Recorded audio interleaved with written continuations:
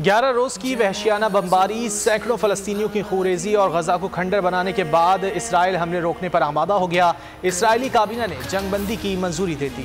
फ़लस्तीन में अमन की खातिर हमास ने भी सीज़ फायर रजामंदी जाहिर कर दी। मुआहदे पर अमल दरामद शुरू कर दिया गया।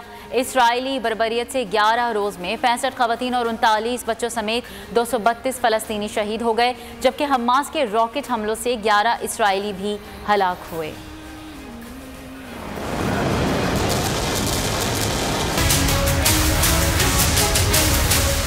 गजा में गुज़िश्ता 11 दिनों से जारी जंग के खात्मे का आगाज, मजलूम फलस्तीनियों पर बेइंतहा जुल्म ढाने, कई मासूमों का खून बहाने, सैकड़ों घरों में सफ़े मातम बिछाने और गजा को खंडर बनाने के बाद इसराइल ने फलस्तीनियों पर हमले रोकने के लिए रजामंदी जाहिर कर दी। इसराइली काबीना और हमास के ऐलान के बाद जंगबंदी का इतलाक हो गया। गैर मुल्की मीडिया के मुताबिक इसराइली काबीना ने हमास के साथ जंगबंदी की मंजूरी दे दी। जंगबंदी माहिदा मिस्र की मावनत से हुआ। हमास ने भी इसराइल के साथ जंगबंदी की तस्दीक कर दी। सीज फायर माहिदे पर अमल दरामद शुरू कर दिया गया।